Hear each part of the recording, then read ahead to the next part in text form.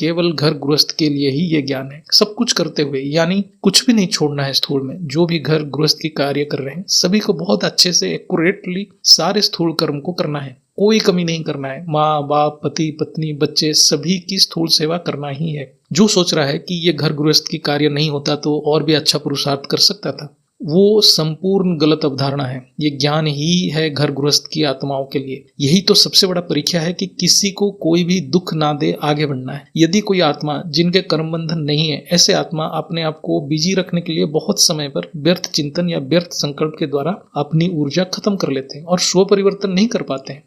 लेकिन जिसके पास कोई समय ही नहीं है, इतने कर्म बंधन है, यानी घर गृहस्थ में भी इतना कार्य है कि बैठ नहीं पा रहा है, ये ज्ञान उसी के लिए है। ये ज्ञान निरहंकारी कर्मयोगी के लिए है। इसलिए जो ऐसे परिस्थिति में है वो अपने आप को भाग्यवान समझे, क्योंकि बाप ऐसे आत्माओं के लिए ही ज्ञान दिए हैं। क्योंकि विकट परिस्थिति में ही आत्मा की क्वालिटी टेस्ट होता है, उसकी परीक्षा होता है और उसका संस्कार परिवर्तन भी उसी कंडीशन में ही होता है। केवल एक कर्मयोगी ही अपना संस्कार परिवर्तन कर सकता है, अन्यथा और कोई उपाय नहीं है। ये ज्ञान समाधि वाला, वो जो साधु सन्यासी वाला ज्ञान है ही नहीं। पहले रावण जैसे राक्षस भी समाधि में जाते थे। गृहस्थ कर्म के अर्थ है घर हो या ऑफिस हो या कोई भी कार्य क्षेत्र हो, कोई भी बिजनेस भी कोई कर रहा है, कुछ भी हो सकता है। पहले ज्ञान से अपने आप को समझ लेना है, मेरे अंदर कुछ है जो सब कुछ कर रहा है। क्योंकि ये शरीर तो जड़ है, कोई एक चेतन की प्रवाह हो रहा है।